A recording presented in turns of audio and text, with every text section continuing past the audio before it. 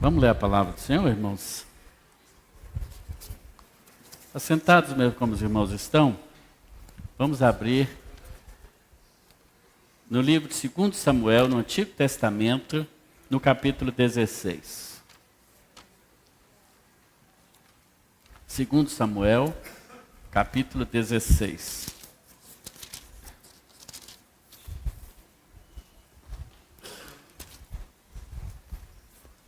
Quero ler dois versículos, versículo 13 e o versículo 14. Na semana passada falamos sobre os valentes, né? Deus quer que nós tenhamos uma atitude de pessoas corajosas, de pessoas valentes. E falamos sobre os 3 valentes de Davi. Lembra-se o nome deles? Quais eram? Esqueceram? Ninguém? Ah, o Jabezão, todo mundo lembra, né? O outro é Eleazar. Dá até para pôr nome de menino. Eleazar e Samar, o terceiro. Lembraram deles? Os 3 valentes que protegeram. E hoje queremos pensar sobre que os valentes também se cansam. Sabia disso? Por mais valentes que sejamos, também nós nos cansamos. E aqui, nesses 2 versículos, 13 e 14, de 2 Samuel 16, encontramos a palavra de Deus nos falando que o rei Davi, que era o valente dos valentes, ele chega até o Rio Jordão, ele chega exausto e ele chega cansado. Diz assim o texto bíblico, versículo 13 e 14. Davi e os seus homens prosseguiam seu caminho, enquanto Simei ia pela encosta do monte, defronte dele, caminhando e amaldiçoando, e atirava pedras contra ele e jogava terra. Veja, o rei Davi está sendo humilhado, recebendo pedradas e terra. Verso 14. O rei e todo o povo com ele, que ia com ele, chegaram cansados ao Jordão. E ali descansaram. Senhor, muito obrigado pela tua palavra. Que ela sirva, Pai bendito, de alento, mas também de despertamento para nós nesta noite. Que a tua palavra possa cumprir o propósito para o qual ela foi enviada para nós, no nome de Jesus. Amém. Graças a Deus. Tem alguém aqui cansado, não? Deixa eu ver. Tem uns pouquinhos, mas os mais jovens são os mais cansados. Ué? Estão cansados, adolescentes? Principalmente a turma, não tem ninguém que fez o Enem hoje não, né? Os Enem estão tudo... Você fez? Você fez o Enem hoje? E veio na igreja? Merece palmas, irmão. Um aluno do Enem não está em casa descansando. Como é que foi lá? Fez a redação direitinho lá? Hã?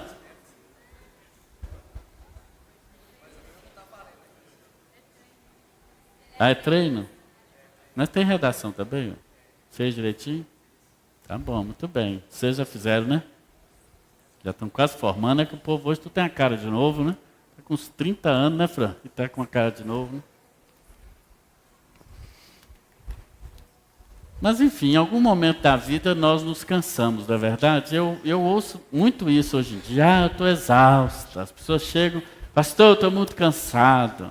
Aí tem o PGM, né? Chega um líder para mim e fala, eu estou cansado já do PGM. Mas é interessante que só cansa as coisas da igreja. As pessoas sempre pensam em desistir das coisas do reino de Deus. Eu não falo assim, eu vou largar meu emprego que eu estou cansado. Fiquei em casa um pouco à toa, descansando. Não faz. Mas é sempre as coisas do reino de Deus, as coisas da palavra de Deus, parece que cansa o povo, não é? Mas de fato o cansaço é real, ele existe, e nós nos cansamos, isso é normal. Se na semana passada nós falamos da coragem dos valentes, daqueles que lutam também, hoje nós encontramos aqui Davi e os seus homens, né, os seus valentes, eles estão chegando ao Rio Jordão, e a tradução que nós lemos diz assim, e ali descansaram. Mas outra tradução diz assim, e ali se refrescaram. Talvez a sua tradução diz assim. A ideia de que ao chegarem no rio, né, o Jordão aí, claro, é o rio, eles então ali bebem água, eles se dessedentam, eles lavam o seu rosto e eles se refrescam ali nas águas do Rio Jordão. Isso quer dizer que para todo cansaço, para toda exaustão, outra tradução diz que Davi chegou ali exausto. A nova tradução da linguagem de hoje diz que ele chegou exausto. Cansado é uma coisa, exausto é um cansaço ao quadrado, talvez ao triplo. E quando vai chegando o fim do ano, parece que a gente fica mais cansado. Mas eu quero dizer a você hoje à noite, em nome de Jesus, que por maior que seja o nosso cansaço, há sempre um Jordão colocado por Deus para nos refrescarmos. Deus sempre tem uma possibilidade de nós podermos estar realmente nos refrescando, descansando nele. Os irmãos sabem que o livro de 2 Samuel no Antigo Testamento conta a história de Davi como rei de Israel. Após a morte de Saul, é claro, o primeiro rei de Israel. Até o capítulo 11 do livro de 2 Samuel, se você ler, eu acho que você devia ler, nós vemos a história de Davi contada pelas vitórias. Do capítulo 1 até o capítulo 11. No capítulo 5, por exemplo, é quando ele é de fato coroado e confirmado como rei. Já tinha sido escolhido lá atrás por Samuel. Mas no capítulo 5 de 2 Samuel, é então que ele é confirmado como rei. No capítulo 10, se você der uma olhada, você vai ver a vitória dele sobre vários povos. Especialmente os amonitas, como ele foi vitorioso. Portanto, muitas vezes, muito do cansaço que temos, e podemos pegar Davi como exemplo de um valente de Deus, um guerreiro do Senhor que atraía para si outros guerreiros, foi isso que nós falamos na semana passada, o Jabezão, o Eleazar e o Samar seguiam Davi, eles eram valentes porque Davi era valente. E um valente atrai outros valentes, sabia disso? E um covarde atrai outros covardes. Sabia que a sua vida, ela pode ser inspiração para as pessoas seguirem a Jesus e caminharem firme com Cristo? Sabia? Mas sabia que o inverso também é verdade? A sua desistência, o seu desânimo, a sua covardia pode levar outros também a irem por um caminho de desistência. Me lembro o apóstolo Pedro, depois de negar a Jesus por 3 vezes, e Jesus ter ressuscitado, eles não viam mais a Jesus, e Pedro, numa reunião ali dos apóstolos, depois da ascensão de Jesus, ele diz assim, eu vou pescar. Ou seja, eu vou voltar à minha atividade de pesca. Ora, mas Jesus já não havia convidado Pedro e chamado para ser pescador de gente? Por que agora ele ia desistir desse ofício glorioso ao qual Jesus o chamou para pescar peixes novamente? E quando Pedro desiste de continuar na caminhada apostólica, outros discípulos também dizem, eu vou também, eu vou com você, eu vou com você. Portanto, a desistência também, ela gera desistência naqueles que nos seguem. E no caso de Pedro, né? Jesus vai encontrá-lo às margens do mar da Galileia. E se ele negou a Jesus 3 vezes, em João no capítulo 20, nós vemos Jesus fazendo a tríplice pergunta a ele, que geraria a tríplice afirmação do seu amor. Pedro, tu me amas? É o que Jesus pergunta a ele 3 vezes. Mas seja perseverando, nós vamos atrair outros perseverantes. Seja desistindo, nós vamos atrair outros desistentes. No caso de Davi, atraiu para si os corajosos, os valentes. Mas por mais valentes que sejamos, por mais corajosos que sejamos, quando nós escolhemos a luta errada para guerrear, nós vamos nos cansar. E foi isso que Davi fez.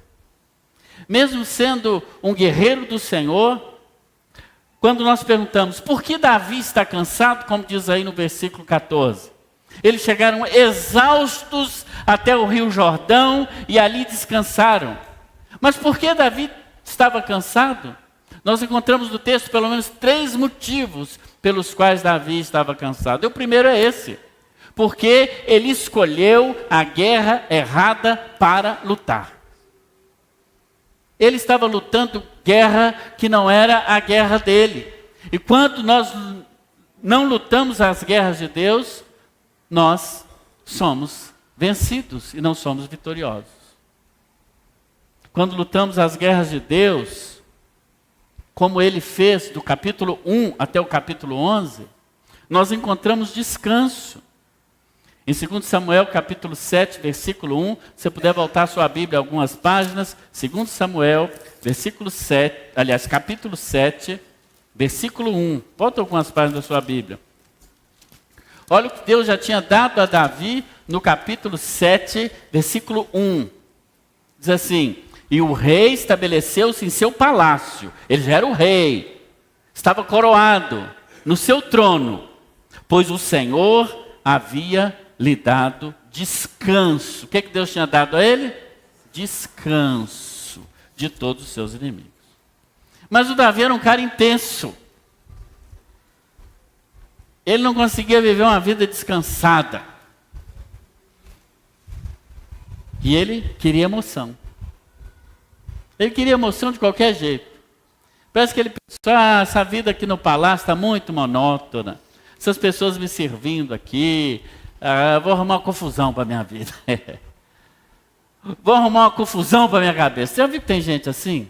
Está tudo muito bem, parece que ela vai lá, parece que é ela que tenta o diabo. Ela está numa boa, Deus deu descanso, ela está feliz. Ela fala: deixa eu arrumar uma confusãozinha aqui, que a minha vida está muito, muito monótona. O diabo não tem nem precisa fazer muito esforço para atazanar a vida dele. Ele mesmo vai buscar, ele mesmo vai futucar na internet e buscar um trem errado. Ele mesmo vai casar uma confusão lá no serviço, ele chega meio invocado e do nada ele já está dando patada nos outros, causando confusão. Ele mesmo está lá em casa e o marido chega e já começa aquela confusão, a mulher aquela confusão.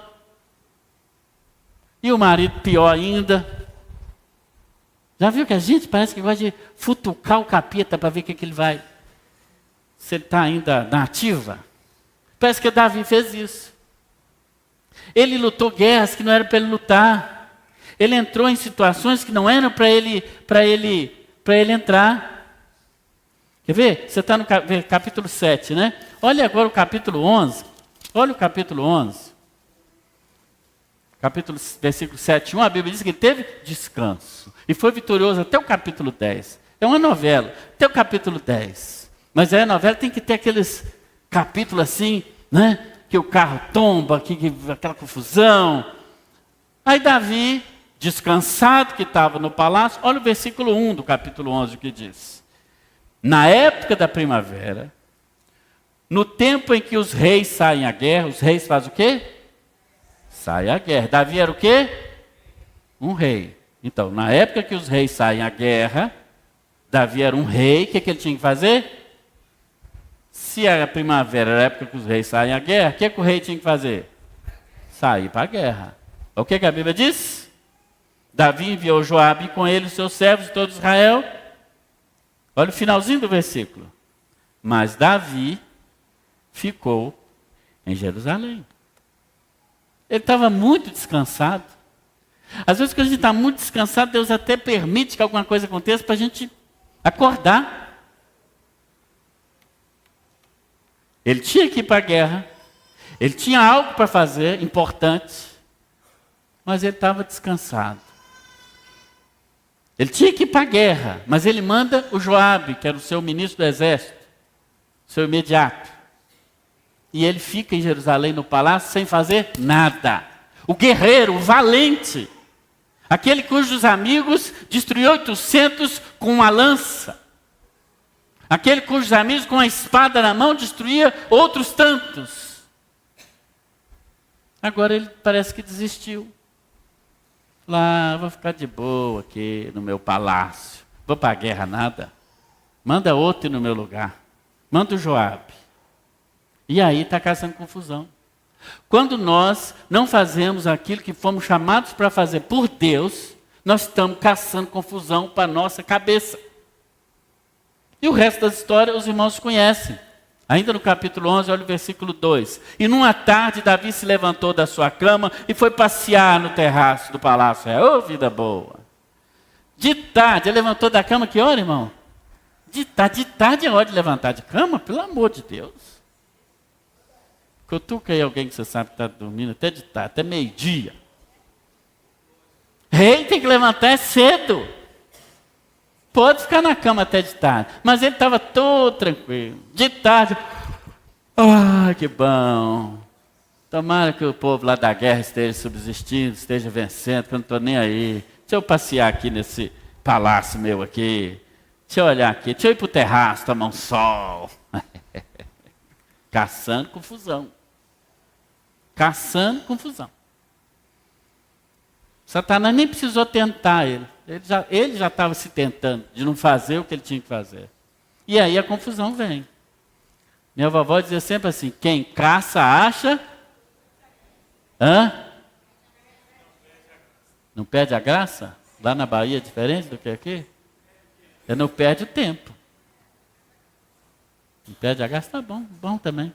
Quem caça, até rimou, né? E não perde a graça. Davi caçou e achou. Está ali não, fazendo nada, olhando para o Antonte. Daqui a pouco vem a dona pelada tomando banho. Eita! Está aí na sua Bíblia. Verso 2. Do terraço ele viu uma mulher que tomava banho. Ele era muito bonito. Nem precisava ser bonito. A mulher tomando banho já é problema. Já é confusão. Não precisa nem ser bonito. Porque o homem é assim, né? Ele é atraído pelo olhar. Pelo olhar. E o pastor que deu a palestra lá para nós, lá em Vitória, lá, ele falou que você vê um poste meio torto assim, o homem já para dar uma segunda olhada, ver o que é aquilo. É um poste, só está torto, é de madeira. O que acontece? Ele, então, se torna cansado, porque descansou demais. Ele se cansa e aqui ele está cansado, porque a partir do capítulo 11, segundo Samuel, a vida dele dá uma reviravolta negativa, que vai realmente trazer para ele problemas muito grandes. Sabe por quê, irmãos? Davi, quando era um menino, franzino, os irmãos sabem, lá atrás, anos antes disso aqui, ele derrotou um gigante. Não se lembram dessa história? Agora, um gigante, eu acho que é mais fácil de derrubar. Porque o gigante ele é muito visível. Imagina Davi com a sua funda, e ele pegou 5 pedras e usou só uma. Se tivesse mais 4 gigantes, caía todos. Mas com uma pedra, ele rodou a sua funda e jogou, eu acho que ele mirou bem a testa do gigante entre os 2 olhos dele, porque quanto maior o gigante, maior o alvo, mais fácil de acertar. Mas se o gigante for invisível, os gigantes visíveis ele destruiu bem, mas os gigantes que estão dentro de nós, e os gigantes que são invisíveis porque estão dentro de nós, há um gigante que Davi necessariamente não venceu. Sabe como é que chamava o Davi? O gigante que Davi não venceu? Davi. Ele destruiu Golias, mas não destruiu Davi. Porque para destruir Davi é mais difícil, para destruir ele é mais difícil. Porque é o gigante que está dentro de nós, muitas vezes, nos fazendo sofrer, e esse é mais difícil de ser destruído, porque nem todo gigante se destrói com pedrada. Aqueles que estão dentro de nós é que nos gera sermos tentados. Diz o capítulo 11, versículo 2 de 2 Samuel, que ele viu uma mulher.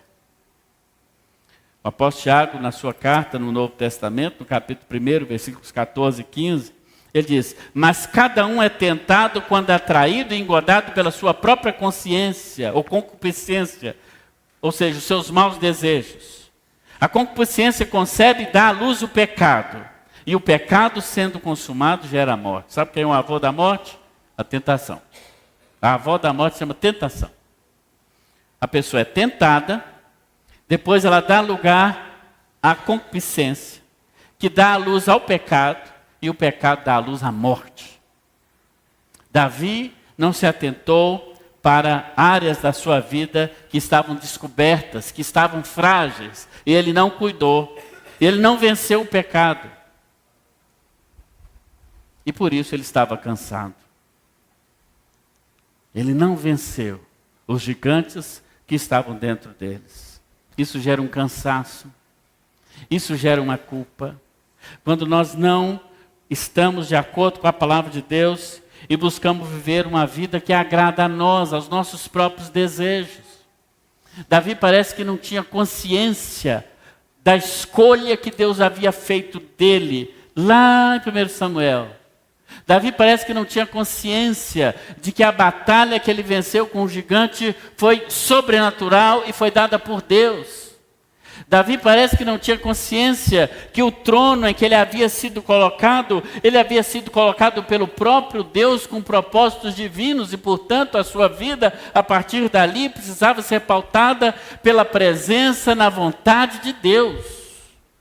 Mas dentro dele havia um gigante que ele nunca venceu, irmãos. Nunca. Os pastores mais antigos dizem que os pastores, o pastor João Pessoa vai lembrar dessa. Precisa vencer as 3 barras. Lembra dessa, pastor? Então fala aí, vamos ver se você lembra mesmo. A barra de ouro, que é o dinheiro. É o dinheiro. Nós, pastores, precisamos ficar muito atentos a não usar a igreja como meio de enriquecimento. Não é isso? A barra de ouro. A segunda? A barra da saia. Precisamos redobrar nossa atenção, sabe, irmão? Barra da saia é um problema, né, pastor? E a terceira? Barra da cobiça. Mas eu já vi dizer que era... Muitos não vão entender. Qual que é, irmão Luiz? Isso eu estou sabendo direitinho, né? Barra do córrego? Como é que é isso? Por causa de quê? Hã? Ah, mas a minha é melhor do que a de vocês. Vou ensinar. O conhaque de São João da Barra. Ou seja, esses 3 perigos. A barra de ouro, a avareza, a barra da saia, o adultério e seus coisas que tais, e há o vício. Mas os mais novos nem sabem o que é isso, né? O São João da Barra. Você não sabia, né, irmão?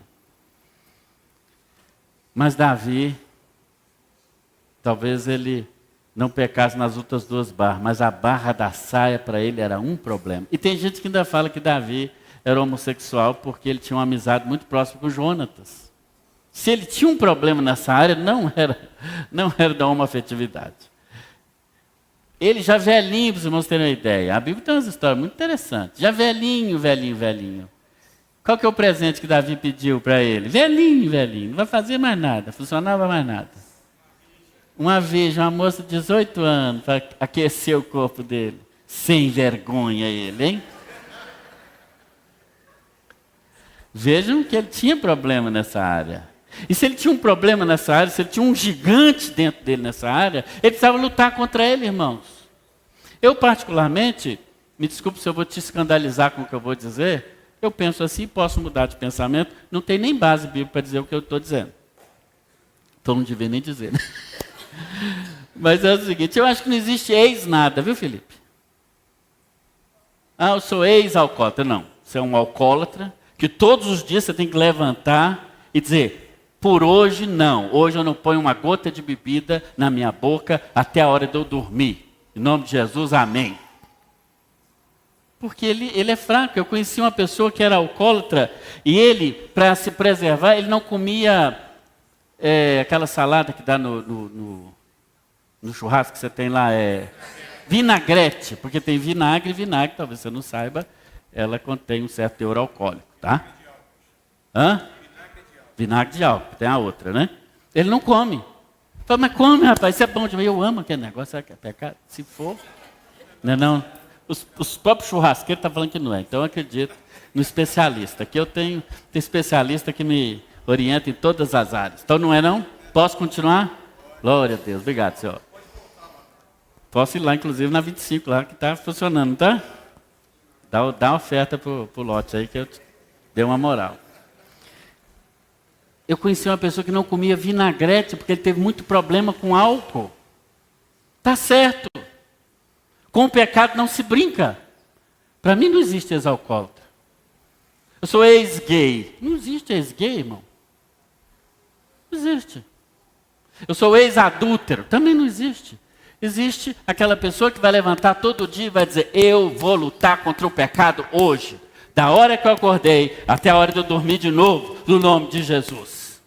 Nós receberemos novos corpos, novas consciências, mas é na eternidade. Todos nós temos uma luta interna, um gigante interno, que nós precisamos lutar todos os dias, para que Ele não nos vença. Não vença o propósito que Deus tem para a nossa vida. E é assim mesmo que Deus nos usa e continua nos usando.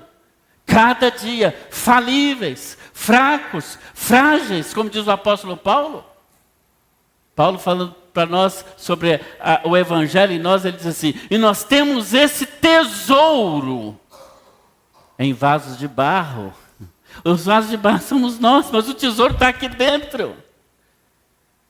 Perceba o quanto Deus já tem investido na sua vida, como investiu em Davi, desde o início. Mas agora, ele se achou do direito, ele já era o rei, já tinha vencido todas as batalhas, falando, não tem mais batalha nenhuma que eu preciso vencer. E foi aí que ele perdeu. A batalha que ele não venceu foi essa batalha interna. Porque a partir do capítulo 11, é só ladeira abaixo. Depois que ele viu essa dona lá do alto do seu palácio, começou a descambar a história do rei. E ele colheu graves dificuldades no seu ministério. Se tornou, além de um adúltero, porque ele era casado, se tornou ainda um homicida, porque mandou matar o marido. E como resultados, e o pecado sempre nos traz resultados, irmãos. Ele viu na sua casa um incesto, capítulo 13, versículo 14, desse mesmo 2 Samuel, quando o seu filho se apaixona pela sua filha. Lembrando que eles eram mesmo pai, mas mãe diferente. Davi teve muitas mulheres. Esse era o pecado dele. E o nosso pecado, irmãos, queira ou não queira, nós vamos colhê-los muitas vezes na nossa geração. Aminon comete incesto com Tamar, possui a sua irmã e a estupra. Absalão, que era irmão de Tamar, tanto por parte de mãe quanto por parte de pai, fica bravo com o irmão. Arruma uma arapuca para ele e mata o irmão. Está colhendo. E agora Absalão, o que matou o irmão, e por isso foi renegado pelo pai, não perdoou o filho, não recebeu o filho de volta em casa, agora Absalão está perseguindo Davi para tomar-lhe o trono. O filho, cujo nome significa pai da paz, Absalão, agora persegue o pai. E é aqui que encontramos Davi na beirada do Jordão cansado. Ele está cansado porque ele está fugindo de Absalão. Ele abandonou o palácio. Ao invés dele enfrentar também o seu filho, chamar Absalão e dizer, meu filho, você está errado. Você é príncipe. Ao invés dele ouvir o filho e dizer, você está muito amargurado mesmo do seu coração, porque aquele safado do seu irmão fez isso com a sua irmã. Absalão não estava errado de ficar indignado. Davi tinha que tê-lo ouvido. Davi tinha que ter chamado o outro. Davi tinha que ter confrontado os 3 filhos. Chamado a responsabilidade. Dado uma reprimenda em Amnon. Mas ele não fez nada. Deixou o pau quebrar. É outro gigante que ele não conseguiu vencer. Agora, ele tem um filho morto. Tem um outro filho morto que gerou do adultério com Batseba. E agora está fugindo, porque ele resolveu fugir. Ele largou o palácio e disse, deixa Absalão tomar o palácio, eu vou fugir.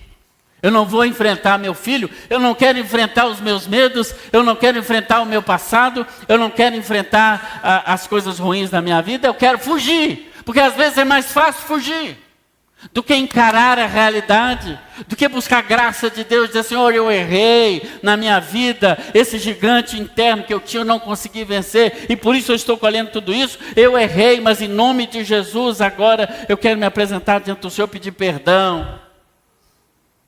Ele achou de fugir. Ele não entendia que Deus ia achá-lo onde quer que ele fosse, porque ele é escolhido por Deus. E é aqui que o encontramos, Simei, um cachorro morto, um sujeito que não era nada. O rei de Israel está passando, o rei de Israel está passando, imagina. O rei da maior nação do mundo de então está passando. E um maluco sobe no morro e fica jogando pedra e terra nele, e praguejando sobre ele, humilhando o rei. Ele era valente. Num golpe ele matava Simei. Os valentes estavam todos com eles. Talvez estivesse ali o Jabezão, que com uma lança matou 800, como é que um soco não ia matar um Simei só? Mas ele recebe toda essa desonra, porque ele pensava, eu mereço. E chega no Jordão. E eles param no Jordão, cansados que estão dessa vida de fugir de Deus. Mas olha, as histórias de Deus são histórias maravilhosas. Porque para cada Davi cansado, Deus tem um Jordão fresquinho. Deus tem um Jordão com águas cristalinas, límpidas, para ele sedentar. Graças a Deus que o Senhor não nos trata de acordo com o nosso pecado. Graças a Deus que a graça do Senhor, desde o Antigo Testamento, e a graça não é revelada no Novo Testamento, não. A graça está em todas as páginas da Bíblia, desde o Gênesis até o Apocalipse. Porque Deus é o mesmo, Ele não muda no seu caráter. Ele sempre nos alcança com a sua graça salvadora, remidora, abençoadora, curadora. Aquele Jordão representava então ali o lugar de descanso. E olha que o Jordão na Bíblia, ele tem assim, não é apenas um marco geográfico. O Jordão não é apenas um rio que está lá até hoje, e as pessoas vão lá, inclusive, se batizam. Um dia eu quero ir lá. De repente eu até me batizo lá, quem sabe, né? Não sei. Vai ter um trem lá naquela água, né, irmão? Vamos lá? Então vamos. Por exemplo, para Josué, quando ele chega com o povo de Israel, o Jordão era um obstáculo para ele atravessar e tomar Jericó. Eles não tinham ponte. Mas aquele mesmo Deus que abrira 38 anos antes o Mar Vermelho, agora é quem para o Jordão para que eles atravessem. Jordão, então, é lugar de superar obstáculos. Talvez sua vida está parada porque você precisa atravessar esse Jordão para tomar a terra prometida que está do lado de lá, mas você fica só do lado de cá. Não, eu vou ficar aqui mesmo. Não, ultrapassa. Passe o Jordão. Ultrapasse limites. Você não foi feito para ser limitado. Você foi feito para ir além. Talvez você olhe para trás e diga assim, eu estou vivendo isso porque meu pai pecou, minha mãe fez isso comigo, meu pai, principalmente o pai, né? Nosso pai que levamos tinta direto. A mãe, a criança já nasce perdoando a mãe. Mas o pai só leva lenhado, só leva tinta. Desde pequeno.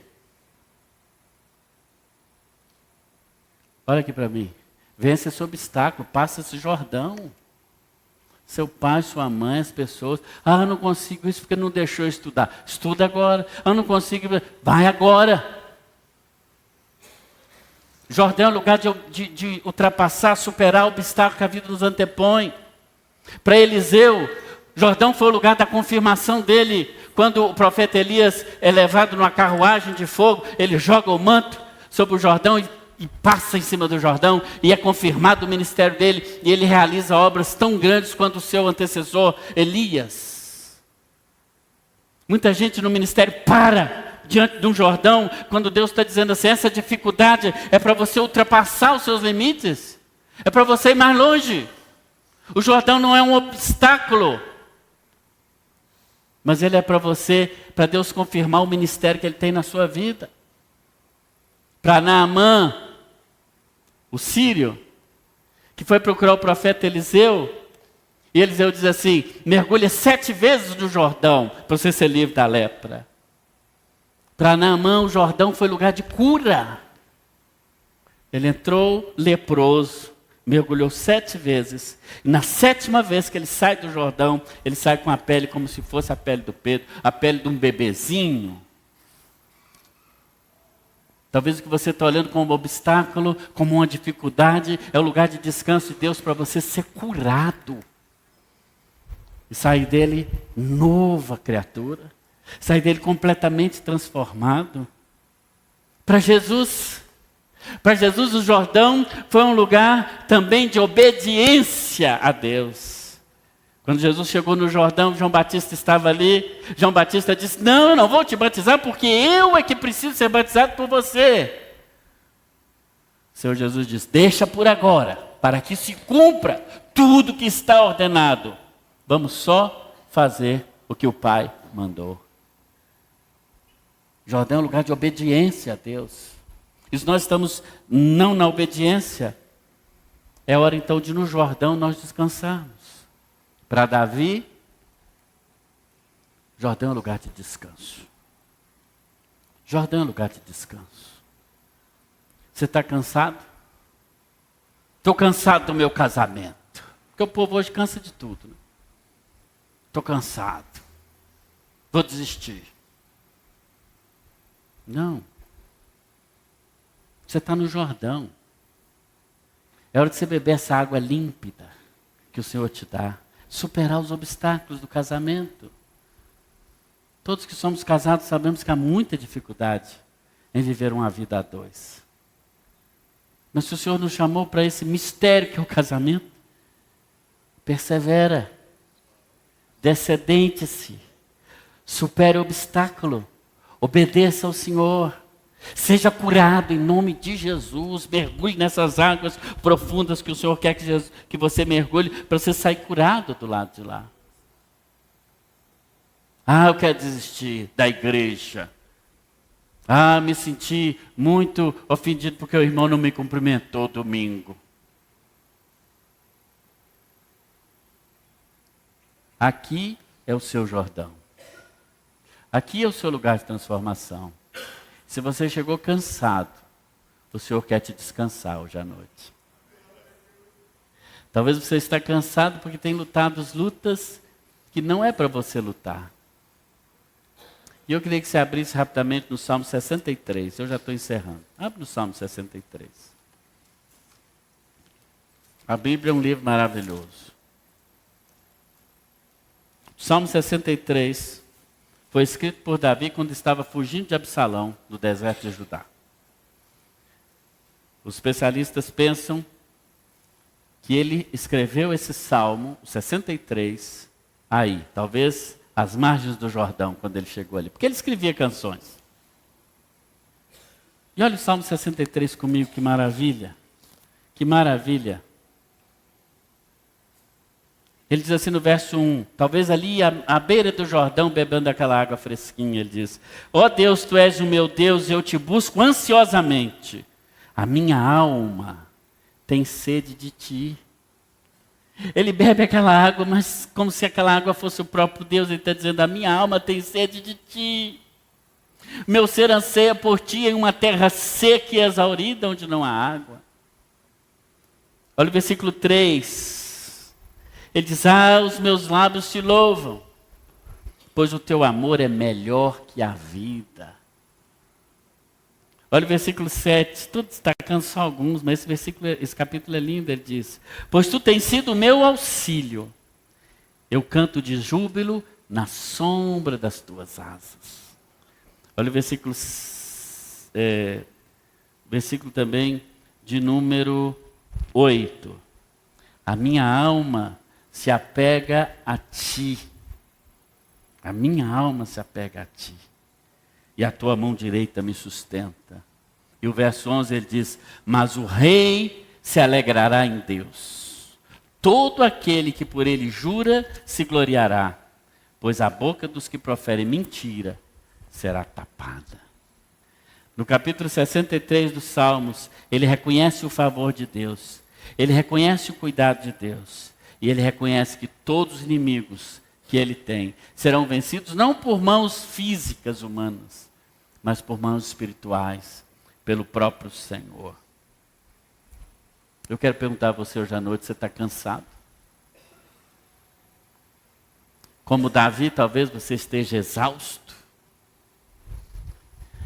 Davi era o valente, mas os valentes também se cansam. Os valentes também se cansam. Ele era o valente, mas houve alguns gigantes que ele precisava vencer, mas ele se descuidou.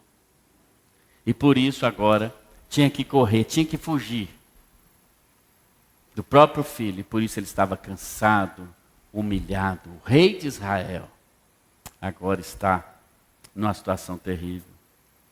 Mas ele se volta para o Senhor, ele olha para aquele rio que está diante dele. E imagina que aquele rio é o próprio Deus. É a própria misericórdia de Deus, é a própria nova oportunidade de Deus apresentada a ele. E diz: a tua graça é melhor que a vida. Lembra daquela música, né? A tua graça é melhor que a vida. A tua graça é melhor que a vida. Meus lábios te louvam e assim bendirei.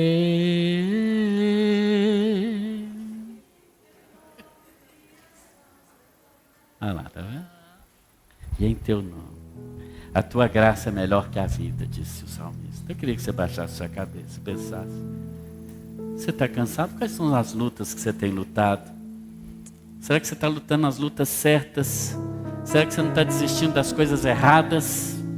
Será que você não quer desistir daquilo que o Senhor tem te dado como um presente? Você está achando que é uma carga muito grande? Quer desistir da família? Quer desistir da esposa, do marido, dos filhos? Quer desistir da igreja? Quer desistir, quer desistir, quer desistir? Mas a história não é escrita pelos que desistem, mas por aqueles que persistem. Você está diante do Jordão agora, tem um rio cristalino espiritual passando por aqui. Você pode perceber? Sente o cheiro das águas. Agora é hora de você se descedentar e dizer, como o salmista no Salmo 63: a minha alma tem sede de ti. A minha alma está como uma terra seca, e eu anseio por ti. Meus lábios te louvarão, pois teu amor é melhor do que a vida. O Senhor tem sido o meu auxílio,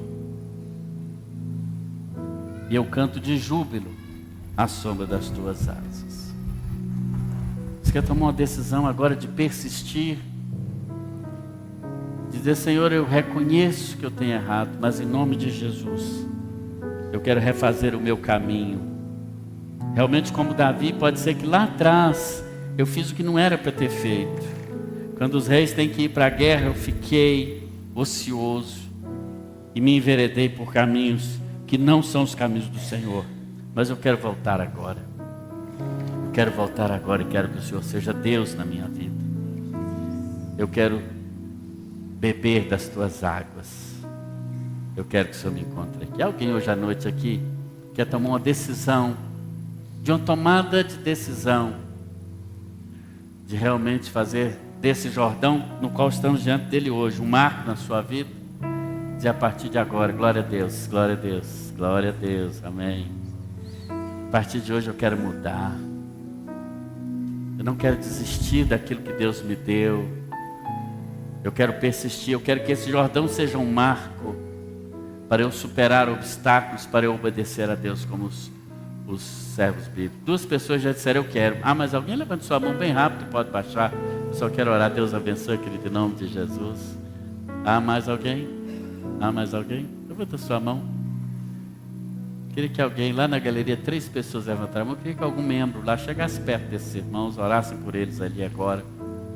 Não precisa nem perguntar o que é, mas só ora junto em nome de Jesus. Lá no meu canto direito, lá, em nome de Jesus. Aqui embaixo alguém quer dizer assim, eu quero sim. Eu quero superar obstáculos, eu quero ser bênção em nome de Jesus. Amém? Glória a Deus. Vamos orar. Quero convidar o pastor João Penseu aqui para fazer essa oração.